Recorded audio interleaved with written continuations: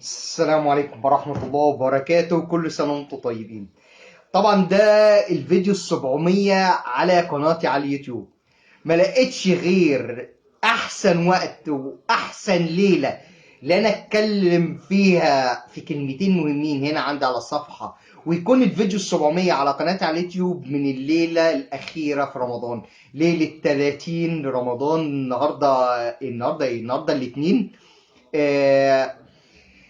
عايز اتكلم كلمتين دول مهمين جدا جدا جدا. بس في البدايه كل سنه وانتم طيبين، يا رب دايما ايامكم تكون كلها اعياد، وكل سنه وانتم طيبين، واسال الله ان يتقبل منكم كل ما فعلتموه في رمضان من عبادات، وان يغفر لكم تقصيركم، وان يجعلنا من العتقاء من النار ومن المقبولين. امين امين امين. ما تنسوش تعليقاتكم الحلوه بقى والكلام ده بمناسبه الكلمه بتفرق. طيب، تعالوا بقى انا هبتدي معاكم في الفيديو ده بكلمتين مهمين جدا. كلمتين دول يعني سبحان الله، الكلمة يا جماعة مهمة جدا جدا جدا جدا في حياتنا وخطيرة جدا. الكلمة مهمة، الكلمة اللي احنا بنتكلمها، الكلمة دي ممكن تكون عن طريق شات في كتابة او عن طريق تعليق. الكلمة دي بتفرق كتير جدا، ممكن تفرق في حياة شخص. يعني ممكن تفرق في، يعني اقول لكم ايه، تفرق انها ممكن تطلع واحد من الاسلام وتخليه كافر بسبب كلمة، وممكن تخلي واحد كافر يخش الاسلام بسبب كلمة، وممكن تدخل واحد الجنة بسبب كلمة، وممكن تدخل واحد النار بسبب كلمة. النبي عليه الصلاة والسلام قال الكلمة الطيبة صدقة، وقال في حديث مرعب، الحديث ده مرعب: إن الرجل لا يتكلم بالكلمة لا يلقي لها بال وهي من سخط الله تهوي به في النار 70 خريفا. انتوا متخيلين ان الكلمة ممكن تدخلك جهنم، توقعك في النار 70 خريف، 70 سنة تقع في النار بسبب كلمة؟ الفكرة اللي انا عايز اقولها هنا ايه؟ هو الموضوع مش موضوع ديني بس، او موضوع تنموي، او موضوع علم نفس والكلام ده. الموضوع هو حياة. انك تتعلم وانك تتعلمي انك تقولي كلمة طيبة، انك تقول كلمة حلوة. شفت بوست حلو، اكتب كلمة حلوة فيه. شفت فيديو حلو، اكتب كلمة حلوة فيه. الكلمة دي انت ما تعرفش صاحب الفيديو او صاحب البوست لما يشوفها بيكون عامل ازاي. لما تشوف حد بيعمل عمل صالح، حتى لو طفل صغير، قول له كلمة حلوة. الكلمة دي انت ما تعرفش وقعت في نفسه عاملة ازاي. تعرفين يا جماعة، بكلمة عمري ما هنساها خلتني ان انا اتمسك، وان انا ابقى مؤذن، وافضل تقريبا داخل في 25 سنة بأذن وبطلع امامة. ماشي، 25 سنة بسبب كلمة او كلمتين بساط جدا سمعتهم، خلوني ان انا اتحفز ان انا اخش الكلمة. كلمة يعني عمري ما هنساها. الكلمة دي انا عمري ما هنساها. انا كنت ماسك مسجد، انا مسكت مسجد سنين، ومسكت اكتر من مسجد بعد كده. بس المسجد ده لما الكلام ده كان في العيد، في العشاء، كان في شيخ كان بيدي درس، ومن ضمن الكلام اللي كان بيتكلموا في الدرس ده عن ابواب الجنه الثمانيه، واللي هيخش من ابواب الجنه الثمانيه. فبعد ما خلص انا الكلام ده، كنت تقريبا في ثانوي 18 19 سنه، 20 سنه، 21 سنه، في الرينج ده. انتوا متخيلين لما يقول له يا شيخ طب هو، وبعد واحنا ماشيين، ولا انا المفروض هقفل المسجد خلاص، قلت له يا شيخ هو في حد هيخش من ابواب الجنه الثمانيه؟ قال لي اه في، وان شاء الله انت تكون منهم. انتوا عارفين الكلمة دي يعني شوف، انا بقالي دلوقتي داخلة في 20 سنة اهو، انا فاكر الكلمة دي، وفاكر شكل الراجل ده، وفاكر المكان اللي قال لي فيه الكلمة دي، وعمري ما هنساها.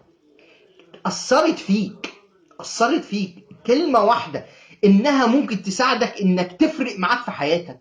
في ناس كتير بتقول لك التحفيز ده ضحك على الناس. لا، التحفيز عمره ما كان ضحك على الناس.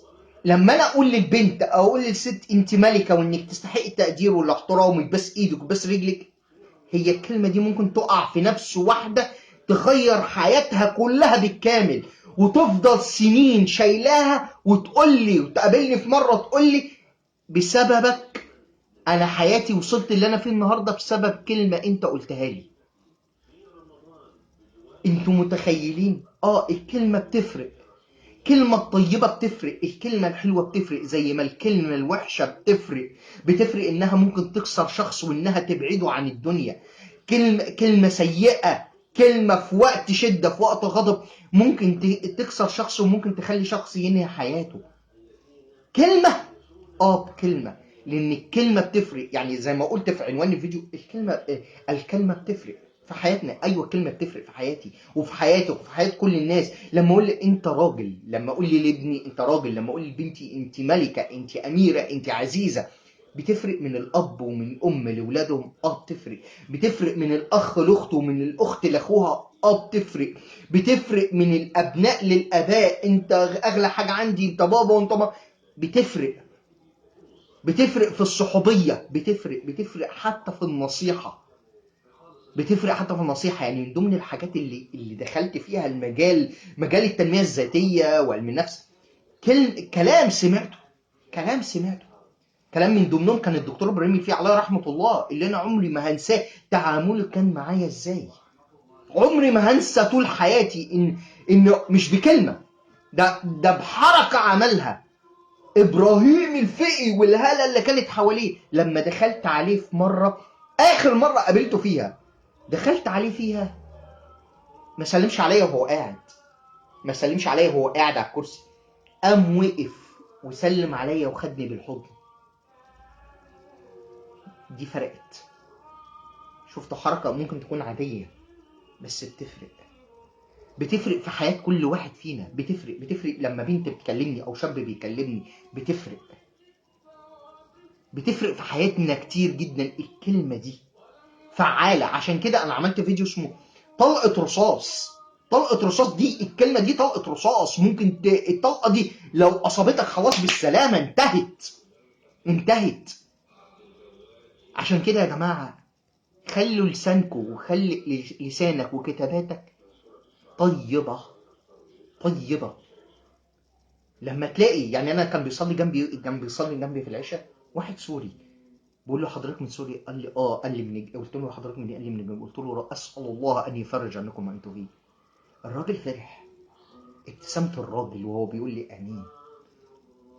دي بتفرق لاي حد. لما بلاقي حد من غزه بيكلمني بيقول لي احنا متابعينك من غزه، ببقى فرحان جدا وبدعي لهم، بيكونوا مبسوطين، بيتهون عليهم. من اخواتي في السودان، من اخواتي في سوريا، من اخواتي في كل دول العربيه. ايوه بتفرق، هي بتفرق. هي دي ده الاساس يا جماعه. مش عشان رمضان، لا، عشان حياتك كلها لازم تكون بكلمه طيبه، كلمه عود عليها لسانك وخلي كل اللي حواليك يتعودوا عليها. جزاك الله خيرا، على ابسط كلمه. ودي انا دايما بعلمها للزوج والزوجه. شوف انا بكرر دي، الزوج والزوجه. لما الزوجه تعمل حاجه ولو بسيطه يقول لها تسلم ايدك جزاك الله خيرا. لما الزوج يعمل حاجه ولو بسيطه، الزوجه تقول له تسلم ايدك جزاك الله خيرا. الكلمه دي بتفرق، والله الكلمه دي بتفرق. الكلمه دي بتدوب بتهد حواجز كتير. الكلمه يا جماعه مهمه، الكلمه بتفرق في حياتنا. يعني انا بتكلم عن نفسي، انا فرقت معايا الكلمه. في ناس كتير اللي حواليا واللي يعرفني بتفرق معايا الكلمه، الاسلوب، الطريقه، الابتسامه، الضحكه، الهزار، كل ده بيفرق. انا عايزكم انتوا كمان كده، انا عايز الكل يبقى كده. الكلمه تفرق في حياتك. لما انت تقولها انت واقع على نفسك، انت هتكون راضي عن الكلمه اللي انت بتقولها، انت راضي عن نفسك فيها. والشخص التاني انت متعرفش الكلمه دي بتقع عليه عامله ازاي. ممكن الكلمه دي تخليه تبقى برد وسلام على قلبه، تفرق معاه في كل حاجه في حياته. كلمه دعم، كلمه طيبه، الكلمه بتفرق. الكلمه دي سحر. عشان كده ان في البيان لسحر. الكلام في سحر. ممكن تخطب بيه حد، ممكن كلمة طيبة تكون سبب في هداية شخص الدين، شخص لحياته، تكون سبب في معالجة شخص من أمراض نفسية. انت متخيل بكلمه ترفع من معنوياته. يعني في ناس لما بتقابلني بتقول لي انا رحت للدكتور نفسي وبدات ان انا اتعالج بسبب كلمه انت قلتها لي، ما بصيتليش نظره ان انت مريض وان انت كذا، لا انا كنت بحفزه بكلام بسيط، بقول له بص ده مش عندي، علاجك مش عندي، ده للدكتور النفسي او معالج نفسي، ده هيكون افضل لك، ده التخصص بتاعه، انا ما بتعاملش مع مرضى او المشاكل اللي عندك، بس خلي بالك من نفسك. واديته بعض النصايح، قلت له ان شاء الله هتيجي تكلمنا وهتقول لي انك احسن، هتيجي تقول لي انك احسن. فرقت. وهو ده اللي انا عايز كل الناس تعمله، انها تفرق. انت مش قادر، يعني سبحان الله، سبحان الله يا جماعه، والله العظيم. يعني انا بفتكر حتى من الدين، يعني الدين قوي اللي بيطغى على حياه الواحد في الموضوع ده، حتى في علم النفس، يعني للاسف الشديد علم النفس ما فيهوش الجانب الديني، يقول لك مش موجود عندنا الجانب الروحاني والجانب الديني، ده مش موجود. انا قريت لدكتور لطبيب نفسي بيدرس في جامعه من جامعات السودان، كان عمل بحث ومنزله عنده على احد المواقع، كان بيتكلم على تاثير الدين في حياتنا، تاثير الدين وعلم النفس، وفي دراسه كامله، يعني سلسله فيديوهات دروس في علم النفس، علم النفس والقران. والدكتور تقريبا دكتور مصطفى محمود كان عامل كتاب عن علم النفس والقران او علم النفس القراني. ف هي دي الفكره كلها فين؟ انك الكلمه الطيبه حتى من شحات سائل جاي بيسالك، انت هترد تقول له ايه؟ ربنا يسهل لك، يا رب يوسع عليا وعليك. كلمه، شفت كلمه دي ممكن يعني انت عملت صدقه، الكلمه الطيبه صدقه، تشوف كلمه طيبه اهي انت تصدقت بيها عليه. الفكره انا عايز يا جماعه نطلع من رمضان او نطلع من الفيديو ده انك تتعلم انك تقول كلمه طيبه لكل حد، انك انت او انت تقولوا كلمه طيبه لاي حد، انك تبتسم في وش الناس، السلام عليكم. احنا ديننا تحيته سلام، يعني انت متخيل يعني حتى في الجنه تحيتهم فيها سلام، احنا بنقول سلام.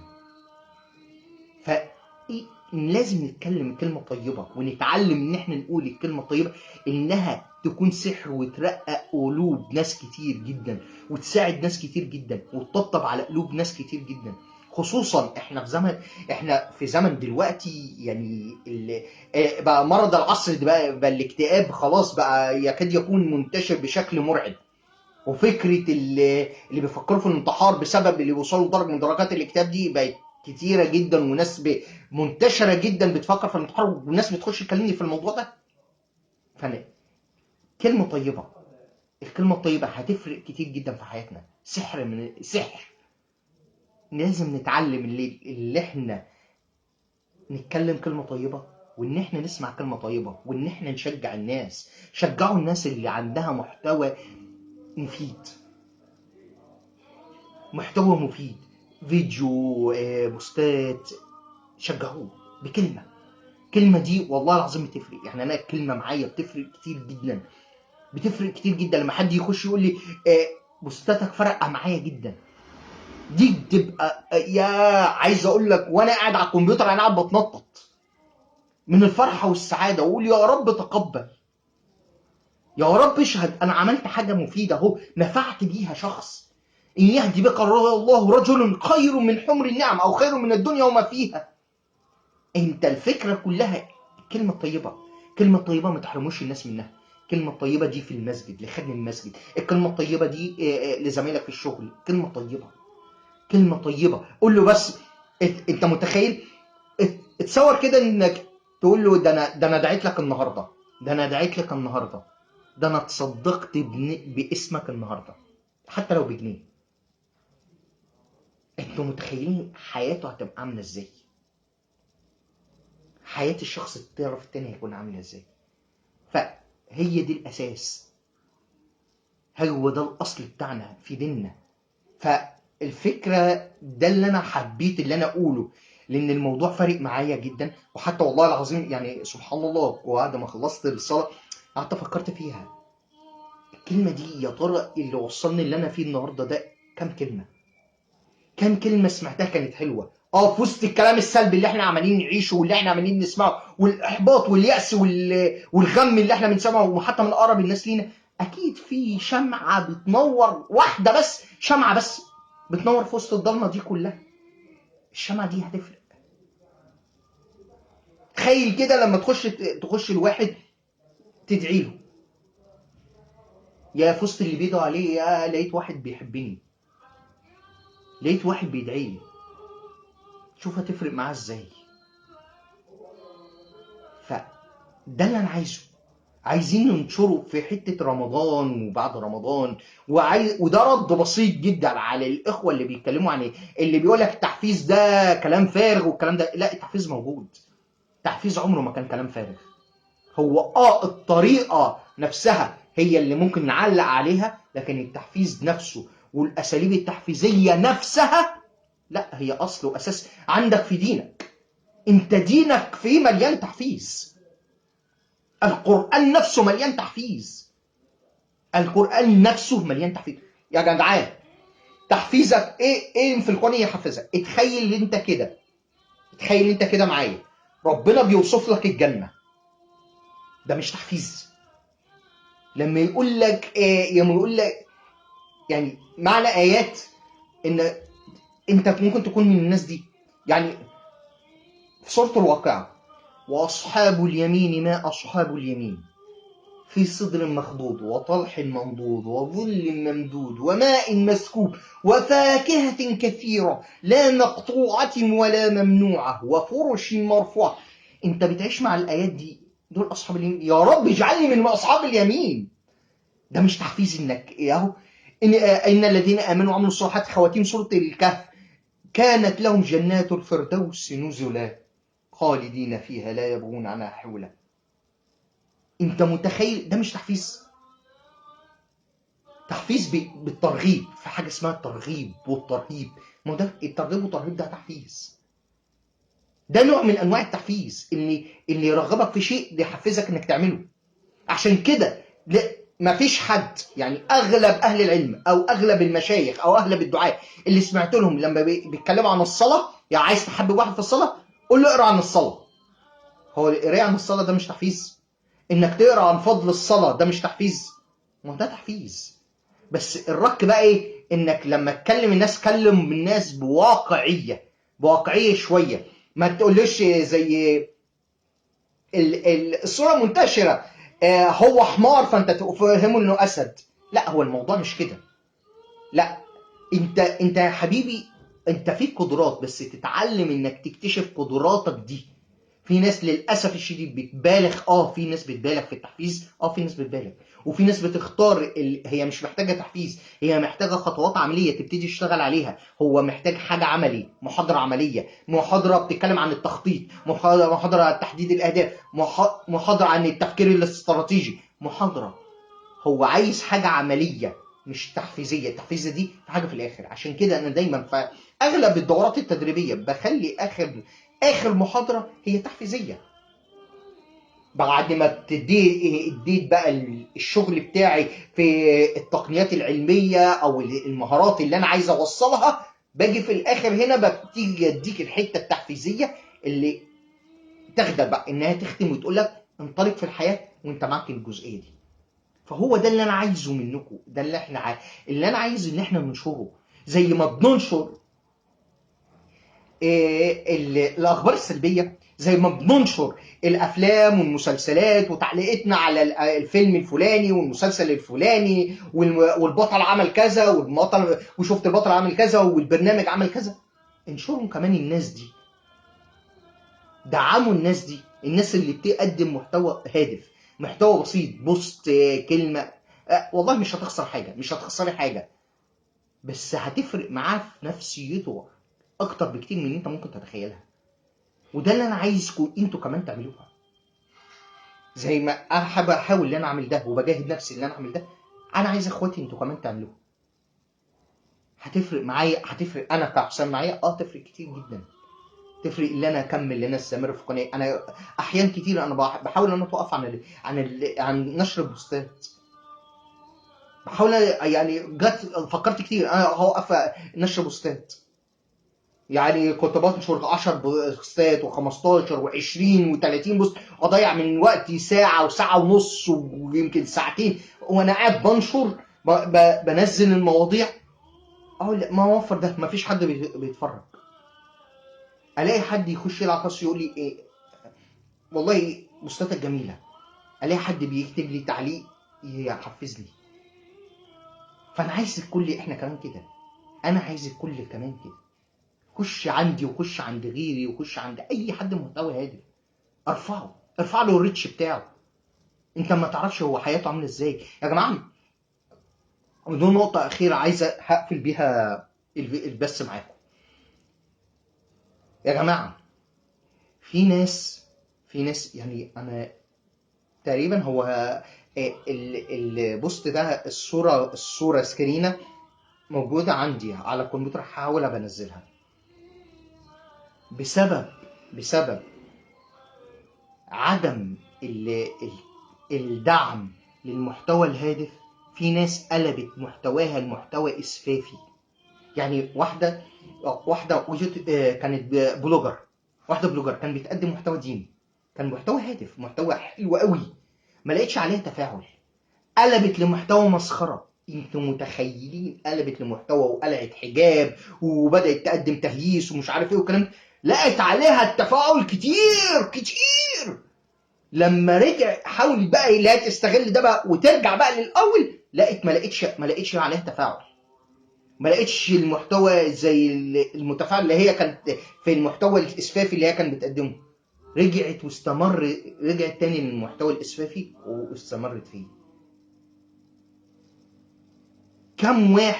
كم واحد يعني اعتمدوا شغله على اليوتيوب وفيديوهات اليوتيوب والاعلانات بتاعت اليوتيوب والاعلانات بتاعت صفحه الفيس بتاعته. هو فلوسه ودخله من اليوتيوب ومن الفيس. ده اللي بياكل منه عيش، ده اللي رزقه الدخل الشهري بتاعه، ده شغله. تخيل لما ما يلاقيش عليه، هو بيقدم محتوى هادف، بيقدم حاجه كويسه على قده، بدل ما ندعمه لا احنا بنهمله. في ناس لا ممكن تشوف الفيديو عادي، طب ما سيب له تعليق، اعمله لايك وسيب له تعليق حلو. ممكن ما تتابعهوش وثم ما يتابعكش، بس الكلام ممكن يكون الفكره كلها حلوه، قول له فكرتك جميله جدا. بس لو عايز تديله نصيحه تانية خش على الخاص اديله نصيحه تانية. لو انت شايف ان المحتوى فيه بيقدم حاجات فيها حاجات ناقصه، بس اديله الدعم. الناس دي لو ما لقيتش اللي يدعمها وتمشي في الطريق الصح، طبيعي هتمشي في الطريق غلط. الله اعلم حياتها تبقى عامله ازاي بعد كده، الله اعلم ظروفه تبقى عامله ازاي بعد كده لما ما يلاقيش بسبب المحتوى اللي بيقدمه والمجهود اللي بيعمله ده، يلاقي عليه العائد، الفلوس على الاقل اللي يصرف بيها على نفسه ويصرف بيها على المحتوى بتاعه. ده في ناس والله العظيم، في صفحات اتقفلت، صفحات كانت بتقدم محتوى رائع، انا شفتها في عيني اتقفلت. جروبات جروبات جروبات بالالاف، الجروب اتأرشف واتقفل بسبب عدم التفاعل. تخش على الجروب، كمية المواضيع اللي نازلة عليه ايه يا عم ده، وتلاقي مفيش عليه تفاعل، مفيش حد بيوحد ربنا عليه، مع ان عليه ناس كتير، عليه اعضاء كتير، مفيش. فيا ريت يا جماعة دعموا المواضيع دي، دعموا الناس دي بتفرق معاهم. وطبعا ما تنسوش تدعموا اخوكم، يعني احنا في رمضان، احنا لسه في اخر الليله، فدعموا اخوكم انتوا كمان، لايك وتعليقات، وخش عندي على قناه اليوتيوب باسم حسام دياب، خش لايك وتعليق حلو كده، خلي الريتش بتاع القناه وريتش الصفحه يعلى ونوصل لاكبر عدد من الناس، وان احنا نساعد ناس اكتر. والله العظيم يا جماعه، في ناس بتقول لي انت كنت فين من زمان. في ناس بتقابلني بتقول لي يا عم اقسم بالله انا كنت محتاجك، انا كنت محتاج فتره، انا كنت ضايع، انا كنت ههلك، انا كنت مش عارف ايه. فبتفرق بتفرق، وتفرق معايا كمان كوبايه القهوه، معلش يا جماعه.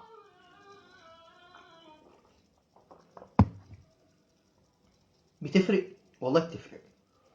فانا عايز اتمنى ان احنا ندعم بعض ونقول كلمة كويسة، لان الكلمة بتفرق والله يا جماعة. بكده انا خلصت معاكم اللي انا كنت عايز اقوله، واللي انا حبيت ممكن تقولها فضفضة، ممكن تقولها تأثير لكلام قعدت فكرت فيه كتير جدا لما كنت قاعد في المسجد. حبيت اللي انا اقوله وطالع من قلبي. فاتمنى ان انتوا تنفذوه وتحطوه على ارض الواقع وتنشروه في كل مكان، يمكن يقابل ناس تقدر انها تحيي مواضيع حلوه ومفيده. واشوفكم في بث مباشر جديد وفيديو جديد. كل سنه وانتم طيبين وعيد مبارك عليكم يا رب، واشوفكم دايما على خير. السلام عليكم.